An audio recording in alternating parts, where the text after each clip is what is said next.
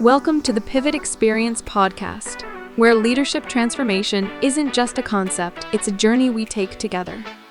This is where real leaders share real stories about the moments that changed everything. In each episode, we dive deep into the pivotal experiences that transformed good leaders into great ones. Whether you're a seasoned executive, a rising star in your organization, or someone ready to take that next big step in your leadership journey, you're in the right place. Get ready to learn, grow, and maybe even find that spark that ignites your own leadership pivot. This is the Pivot Experience podcast, where your next breakthrough starts here. What's up and what's happening, TPE family? We're back with another episode of the Pivot Experience podcast, where our aim and goal is to help you pivot into your next. As you guys know, I love to have guests on the show that I feel have a powerful story that's going to help you pivot into your next. And today it's no different.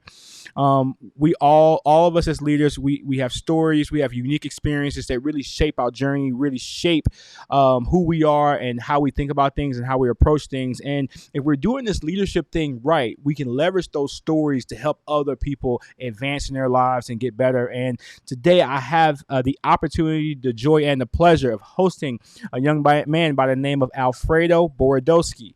I'm excited to have him on and for him to share with us his story. I've got a feeling this is going to be a unique one. I've got a feeling that we're all in for a treat here today. So, Alfredo, how are you doing today?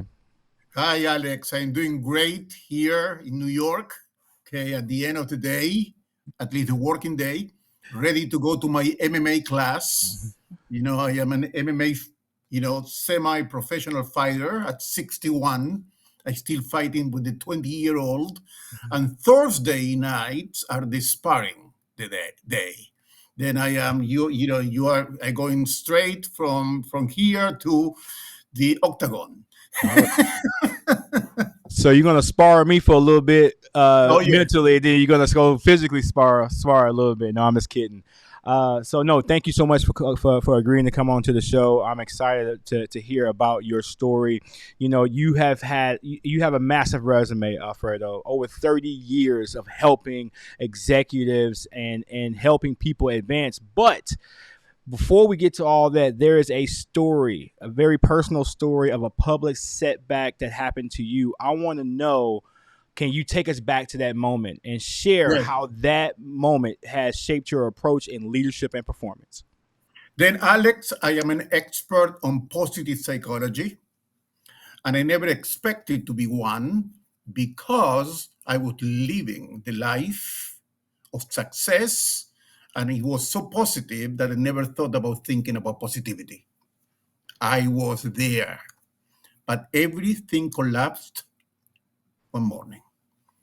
Now, for that, I need to bring you back to a few years ago when I was a rabbi. And I was a rabbi of one of the most prestigious congregations in the country, in Westchester. I had as congregants the CEO of Prime Media, of MetLife. I had half of Wall Street, senior partners at the top law firms in Manhattan. I was on top of the world. I had an office facing Central Park. Okay, I came from Argentina, kind of low middle class. Imagine sitting there, looking through the window, Central Park, my feet on a desk, having coffee. I made it, but everything went away the morning of June 19th, 2013, when I was arrested. And I was arrested for impersonating a police officer. One of my congregants called me to the side after services, and a retired policeman, and gave me one of those friends and family badges. Not, people get a card usually. This was a replica of his badge. And he said, Rabbi, with this, you will not have any problems. That's when the problems began. By the way, those should be illegal. Yes, Alex, Why are you giving to your friend and family a replica of your, if not to get away with doing bad things? Okay, we are all equal under the law, sure. Then I committed a couple of infractions, like going to a stop sign. I showed the badge, and policemen smiled at me and said, "Go." And then I was manic, and I didn't know it. I was suffering from mania, and I had gone to my psychiatrist and pretended to be depressed. And he gave me an antidepressant. Then I was manic. I was taking the wrong medication and a badge. And you know what happened? Grandiosity, and I wanted to change the world and bring order to chaos. And I began driving through the highways of New York, telling people, showing the badge and telling people how to drive. Until one morning, I showed the badge to a young lady. She made a phone call, and a minute later, I had 3 patrols behind me, and I was arrested. 2 months later, I looked at the restraining order she had against me, and I Googled her. And I saw a picture. She was getting married. And I looked close to the picture. You know what she was getting married to? Who? To the policeman who arrested me. That's why. That was the phone call she made. And okay. Then I was brought to the judge, accused of felony, impersonating a police officer. I was then accused by another 3 drivers. Then I had 4 felonies and 4 different courts. I was fired from my job immediately. I went into deep depression. I was immediately hospitalized, and I was diagnosed bipolar, which I didn't know. But because I was a prestigious rabbi in Westchester, impersonating a police officer, the press had a circus with me, and they baptized the rabbi as the road rage rabbi. And it went viral, as you can imagine. I was, Alex, on front pages of newspapers in Ireland to Japan. Wow. I never touched anybody. I did wrong, I admit it, very wrong, but no violence, but because of who I was. That's how I lost my friends, job. I was hospitalized again because I became suicidal. And I went into depression for 8 months on a couch. Wow. Wow. Obscurity, darkness, end of the world. I can't tell you the feelings I had. Until one morning, I do not know why, I felt an energy.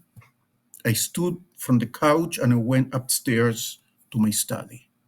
And I found something on my desk, which up to today, Alex, I do not know how it got there. Who put it there? A yellow folder. I opened it. And I found a test I had taken a few years earlier on positive psychology about my strengths. The strengths of positive psychology. And I read my top 5 strengths: curiosity, creativity, love of learning, perseverance, and bravery. And a month later, Alex, with depression, with the court cases, I went back to school and became a social worker. And I did great, by the way. I was given the most prestigious award, the Inspire Award for the most inspirational leadership, capabilities, student of all students. I mean, like, I did great, all because I knew my strengths from positive psychology. And that's how I moved into positive psychology and moved my consulting that I've been doing for many years towards applying positive psychology to corporations and executives and leaders, for everybody to know their top 5 strengths and go through a transformation of achieving peak performance as I did. That's the story. That is not what I expected. That was There was a lot of things I can pull from that, but I think one of the things that jumped off the page to me, and it's toward the latter part of the story, not the virality of the situation, but when you got at your lowest point, the thing that helped you turn around was the fact that you wanted to go learn, right? Even though that was in your skill set according to this test, but it's like, well, I guess that was the catalyst. Like you realized that, hey, I have a love for learning. How do I get myself out of this? How do I pivot into another career? How do I continue to see value in myself? You recognize that, hey, I need to live in these things. Going to go back to school scratches that itch of curiosity. It scratches that itch of being a lifelong learner. It scratches a few things. You got to be brave to get back into the mix of things. Even you have been on the highest of the highs in terms of your position. You had to say, all right, now I'm here, because some people could have just stayed where you were and then not found the light, but you were able to find the silver lining in the situation. And like, I guess that then brings me to this question: like, what did this process of rebuilding, like, now that you're on the other side of it, what did it teach you? Like, what is that one big lesson that you derived from this whole story of yours? The big lesson is that sometimes we forget who we are. Wow. And we need a reminder. Okay. And what happened to me when I saw my top 5 strengths is a realization, a rediscovering of who Alfredo was, that was buried under darkness. What I also discover, Alex, is that studies show that 7 out of 10 people do not know their top 5 strengths. There is an epidemic of strength blindness. Then if you enter, I go to corporations and I tell the CEO, the leaders, the managers, enter a room. Likely, the average is that 7 out of 10 people working in your company are not working at full potential because they do not know their strengths. They're capable, they just don't know the strengths.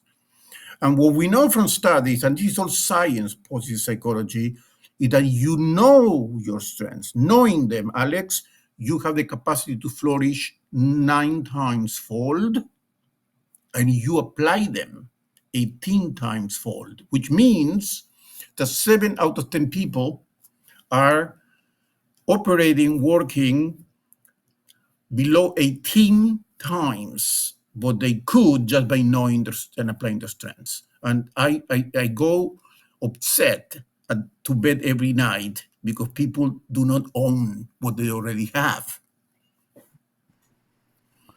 No, that's powerful. And I guess the thought is that I have, you've worked in 30 years in this space, in this space in some capacity, and you just recently, I won't say recently, but relatively recently, come into the knowledge of your strengths. How have you seen this level of consulting that you do? Like, how has that impacted some of these high stake companies that you work with, like Motorola and all these other big names? Like, how has this positive psychology helped those organizations and those executives get better? Oh my God. I mean, like, imagine I go and I give a workshop an hour and a half, and everybody in the team get the top 5 strengths. And they begin, and I say, go around the table and share one of your top strengths and how you are going to help the team next week using that strengths.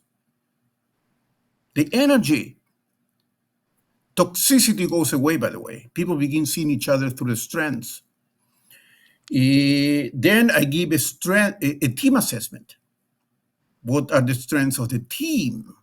And we work on a case and a challenge they're working right now. And immediately apply the strengths, the creativity. Those creative go for creativity. Those honest at the top strength say things the way they are. Okay, those who have appreciation of beauty see the angle if you're working on a product, how the product looks. It just changes the entire thing, energizes, motivate people. It's almost magical. It's opening the eyes. People ask me, what do you do at corporations, Alfredo? And my answer is, I am an optometrist. I open the eyes of corporations and leaders and teams to the strengths that are hidden and they already have. When I work with small teams, I like to do this exercise. You know what I do? I create for each person, those charts that you go to the eye doctor with big letters and the small letters. There's a name for those charts. Maybe the optometrist chart. And I write on top of big letters all the bad things, bad emotions, and on the small letters, the result of the test. And I ask them to stand far away and be taking one step closer, because we first see the negative. The negative is always bigger than the positive. Then they get closer, and then they see the top strengths, and it's like, you can, if I could just show you the faces, okay, it's an amazing moment. No, that's excellent. I love where we're at so far, and I just want to take a moment to say, for those of you who are out there listening, if you're not taking notes on what Mr. Alfredo is saying right now, this is a lot of good information. There is triumph here. There is a story of that you can turn anything around if you know what your strengths are. And I think we're going to dive a little deeper into this idea of strengths. You have shared a powerful equation. Positivity plus purpose equals peak performance. And I'm assuming this is the foundation of what you use when you work with the large and small teams. Can you break down how leaders can practically use this formula on a day-to-day basis to create impact? The formula is longer, Alex. It has one more step. It's getting better. Mm-hmm. Always thinking of creativity, love of learning, curiosity. Okay, then I added another P. Is positivity, psychological capital, purpose equal peak performance. It's all P's. The positivity is always we begin with strengths. And what I do with the company, with the leader, with the team, we begin with the strength assessment. You have always to begin from strength, especially in times like ours, with the AI revolution, where there is so much uncertainty, anxiety, and depression. Then you need to strengthen people. Then we begin with positivity, strength. Then we go with psychological capital, which is the new science of raising corporations in particular and teams. And psychological capital is made of 4 capacities: confidence, hope, optimism, and resilience. Then we work in purpose, which is giving the best of yourself for the betterment of others. And that's something that people or corporations are desperate to get. There is a lack of purpose. Now, when you put those together, strength, psychological capital, and purpose, peak performance goes through the roof. It's not about pressure. It's not about micromanagement. It's not about assessments. Okay, it's about what they say, not fixing, but nourishing. That's the paradigm that has to happen at a team and corporation, from fixing to nourishing. No, that's awesome. Now, I've got a bit of a curveball to throw at you, and I got to throw in the new P now. Which one of those P's do you think leaders tend to struggle with the most? The positivity, the purpose, or now the psychological capital? Well, psychological capital was developed recently, 10 years ago. We have all the studies, solid. They don't even know about it. Okay. There are journals, the top journals in the world, academic papers, experiments at the best labs, psychological labs, conferences, has not yet come to the field. But we now know the 4 capacities that you need to foster: confidence, hope, optimism, and resilience. And by the way, hope and optimism, they are very technical. We know exactly which kind of hope and which kind of optimism and how need to be applied to teams and corporations to raise performance. Then psychological capital, they don't even know. That's why I didn't have it on the equation, because I thought that was going to be make things too complicated. But I decided to add it because it's so fundamental. Strengths are easy to get, are there already. Okay, then corporations immediately want that. Purpose is a more sophisticated thing. There is a new instrument, Alex, called the purpose factor that maps and gives a profile of your purpose. It's the most amazing instrument. It's only 2-3 months old. It took 10 years to develop. There are only 100 people licensed to give it at this point. It's so new, and you have to be licensed, and you have to pass exams. I am one of them. Okay, then I am an expert in purpose. Then I begin with companies, the journey through strengths. I move into psychological capital. For each one, I use an instrument, by the way. I use purpose factor to map purpose. And then peak performance comes naturally.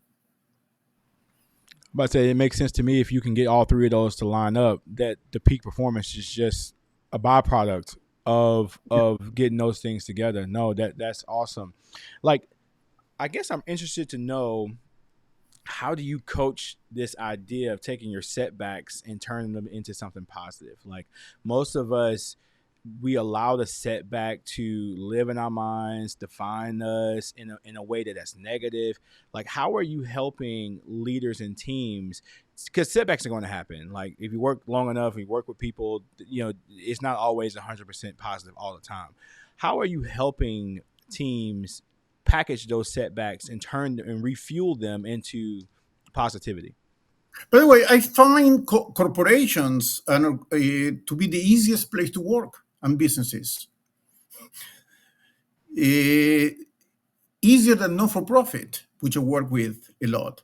Corporations don't have the luxury to fail. They listen to me.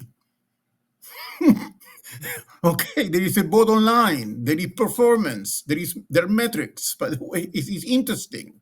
Mm-hmm. Okay. Then when they call me in, cultural transformation is tough and difficult. Okay, but at least the initial curiosity, okay, and the understanding there is a problem is there. Okay, and that's a big step forward.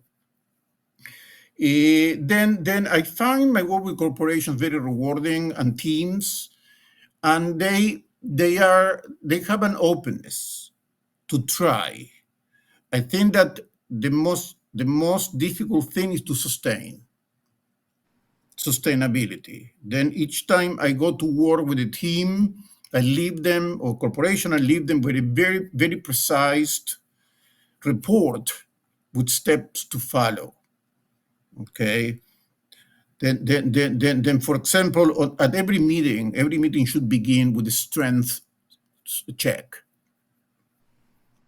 Okay, I used these strengths last week, and I accomplished so and so. You begin with a win, using your strength, changing the entire conversation. But no, leaders and CEOs and managers who want to go straight to the numbers, straight to the meat and potatoes, that's what we are here. They don't understand. We know from positive psychology that for every negative that you have, you need 3 positives to equate. The negative is stronger than the positive. Then you begin with negativity at the meeting, it will take you 3 positives just to get the team going. Then I work with managers how to begin a meeting. The strategy is to begin a meeting, an assessment, a review. We know the science today of how to make it good, to get people to grow and to be at the best. Very precise science. No, that's awesome. I kind of want to sit on something that you said, that sustainability is one of the hardest pieces to, I think, to cultivate in any organization. You've got retention that plays a role in that. You've got new people promoting, and as just the landscape changes, the sustainability becomes more and more difficult for any size company, any size business to maintain. What is the number one? I know you say you in your meetings you should start with the strengths check, but what are like maybe one or two other things that a company can do to sustain the practices that you recommend that they abide by? We know today that one of the biggest, most effective ways to increase performance is gratitude. And we know today from studies how to show it.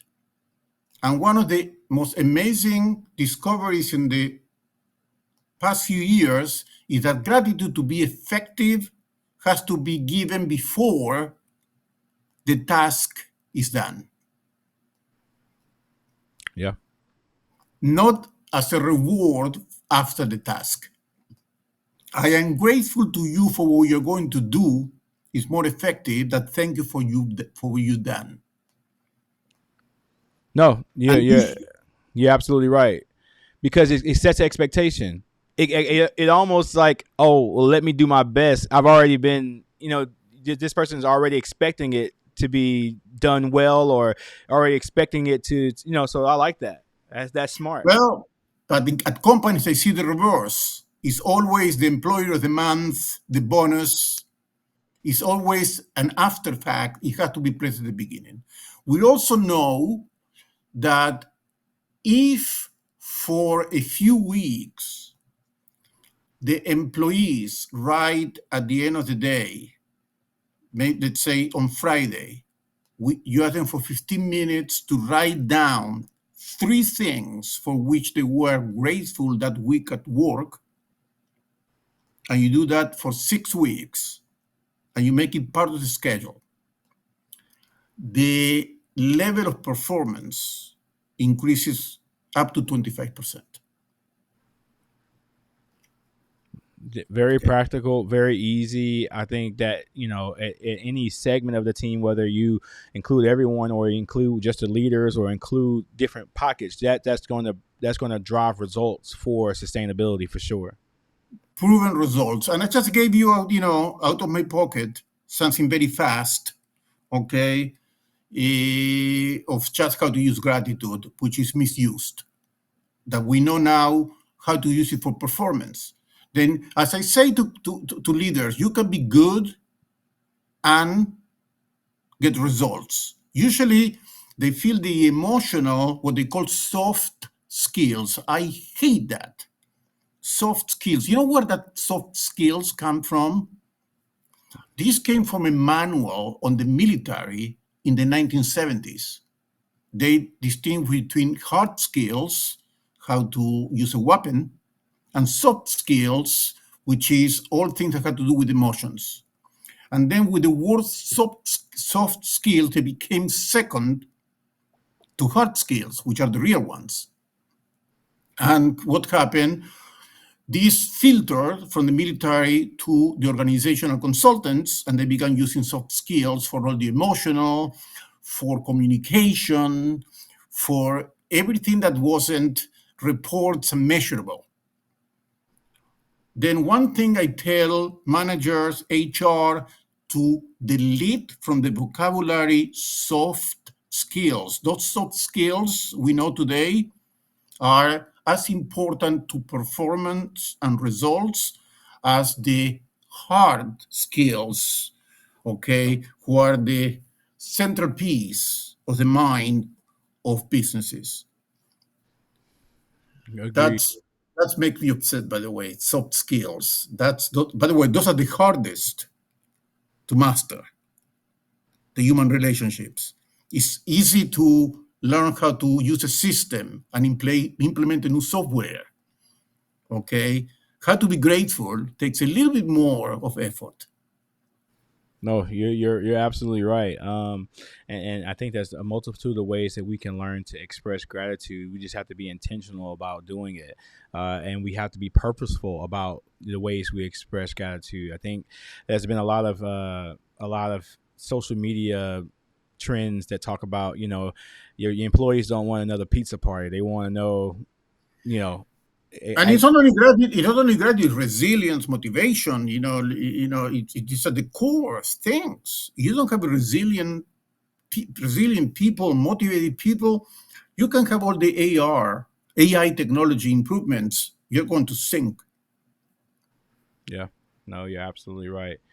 I guess that one of my last questions is looking back on your journey, looking back on your story, looking back at all these things that you've gotten done. What is something that you hope leaders take away from your journey, both the struggles and the victories? Well, that their obligation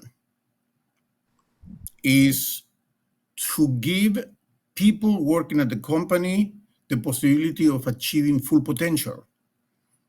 That's for the bottom line and for performance. And I am writing a book now. It's coming out in January. It's called The Human Upgrade: The New Resilient Leadership for Peak Performance on the AI Revolution. Okay. There is an epidemic as the new technology advances AI. There is an epidemic of fear, uncertainty, anxiety, and we better invest on bringing positive psychology and psychological capital into corporations, because it's going to be the best technology and a collapse of the human. And a new kind of leadership is necessary. And we have today the instruments and tools to generate it, but we can't waste time. I see it happening, Alex. Leaders are calling me, why people are so demoralized? Well, because they feel that they're being devoured by the new technology. You're not investing on the resources for people to be more resilient, motivated. You're thinking that technology is going to make them happier, and it's not. No, you're absolutely right about that, and I think that instead of being scared of it, you got to learn how to embrace it. And I think the whole theme of this conversation is strengths. I think the people, you said 7 out of 10 people don't know their strengths. You have a large group of people, 70% of people who aren't in tune with their strengths. And so when a juggernaut like AI comes around, I think it even embellishes the fact that you know your strengths even more. So I think the number one thing, based on what you're saying, based on what our conversation is, get to know what your strengths are. Learn what those things are, because at that point you understand how you tick, what makes you go, and you ultimately will probably understand how to leverage the tools of AI better to your ability once you understand what your capacities and what your fortitude is in certain areas. Yes, good. Corporations tell me, Alfredo, we want you here for one workshop. Okay, one workshop. Or for one keynote is going to be on strengths discovery. And this is different, by the way, from for the Gallup strength. The strength finder that everybody uses. Those are, it's very interesting. That instrument is about talent. The instruments I use is about character strengths. The problem at corporations is not the problem of talent. It's a problem of resilience, motivation, optimism, and hope. Then people tell me, we already done a strength assessment. No, I'm talking about something else. Okay, the crisis is not the crisis of talent. It's a crisis of motivation, loyalty, character. That's where the issue is. Those are the strengths we need. No, you're absolutely right. There's a lot of talented people out there in the world, but if they don't know how to leverage that talent to the benefit of the larger picture, that talent becomes not wasted but not maximized. And I think that's what we're talking about: Exactly. getting to that peak performance, leveraging your strengths, to be able to understand how to just extract the most out of you. So, man, I've loved this conversation. I really have. And so we're going to shift gears a little bit if that's okay with you. Yes, absolutely. Good. All right. So it's become a staple here at TPE, the Pivot Experience podcast. We talk about this concept of tug-of-war. So we're about to play a little tug-of-war. And this game is played like this. I'm going to give you two words that you seemingly need in your organization to be able to get whatever it is you want to get accomplished, but you only can pick one, and you got to tell me why you picked one over the other. So are those fair enough rules, clear enough rules? You ready to play? I like to play. All right. The first set of words, Alfredo, it's going to be confidence or humility. I go for confidence. Okay. There is now a trend, politically correct, to go for vulnerability and humility at companies. Rene Brown, who I love, made vulnerability famous, and they, define vulnerability as courage and humility. No, I don't want vulnerability. I want leaders and teams and managers and workers to be strong. We have a lot of vulnerability. We feel bad. We are depressed, anxious, and uncertain. I don't need to add vulnerability to that. Yes, sir. Whatever way you want to define it. I want people to get their character strength and be at the best. Strong with character. Okay? Then confident, which is one, by the way, of the capacity of psychological capital. Then I am very clear. Confidence, not humility. Okay. No, I can tell. I think I usually can gather based on the interview what direction a person's going to go. So I absolutely love that. Next one, vision or execution? Vision. Okay? If there is no vision, there is no execution. And if there is execution without vision, run away. No, simple enough. Courage or wisdom? Wisdom. Okay? Because again, courage may bring you to action without reflection. You have good wisdom, you are going to be courageous. Then wisdom must precede courage. You're killing it right now, man. You're doing well. Urgency or patience? I think that you need to have patience. That's what I have learned, because I answer emails every minute and things like that, and get deals done fast, and I'm disappointed all the time. Okay, but I love urgency because I like to get things done, to work. I like urgency. That's a personal preference. Got it. And here's the last one. I don't know which direction you're going to go in this one. Clarity or flexibility? Again, I'm going to say that flexibility is more important in some ways, but I go for clarity. I am a person of ideas. Okay, I have a doctorate in philosophy. I was a lawyer, social worker.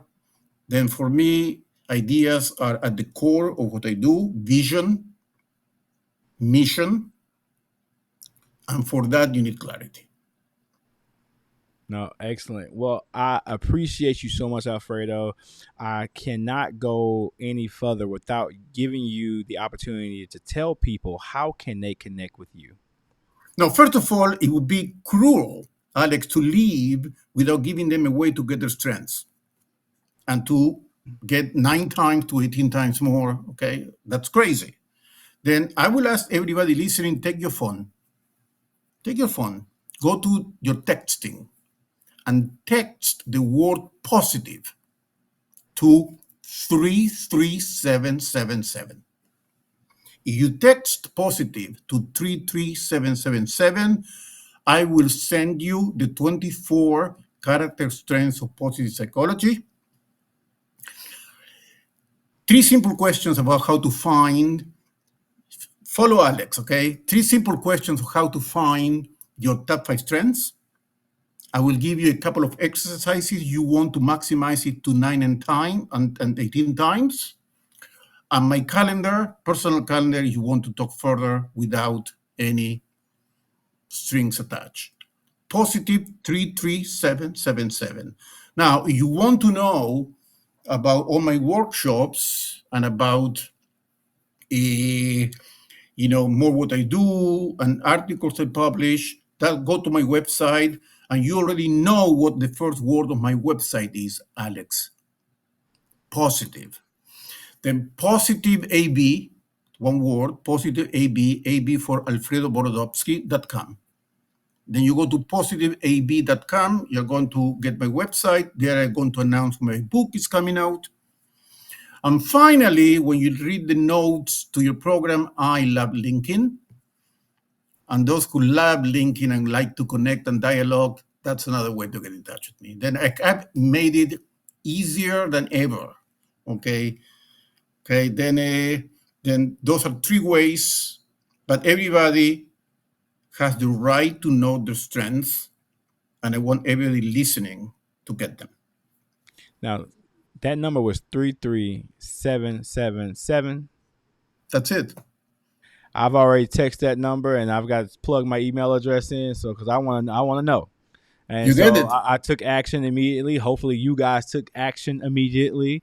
So if I can take action during the interview, you can take action while you're listening. So I want to challenge you guys out there to get this free resource from Alfredo. It'll cost you nothing at this point to be able to at least start your journey in figuring out how to get your strengths. He's already highlighted you're going to be 9 to 18 times better once you realize this. 70% of my audience don't know. He just told me 70% of you guys don't know your strengths. I'm included in that. Your audience, Alex, is more intelligent and self-aware. Then I will give them that 5 out of 10 in your audience. Okay. Well, I appreciate that generosity for sure, man. But no, I've enjoyed this. I always say that when I get a chance to interview, individuals like yourself, it's more of a learning and teaching for me. And so I want to thank you so very much for giving me a lot to think about, giving me a lot to reflect on. Hopefully this platform was kind to you during the time that we have been interviewing. Hopefully this is becoming a home and a hub for high caliber leaders like yourself. And so I'm just fortunate and blessed to have a leader like yourself come through on today on this episode. And so again, I can't thank you enough.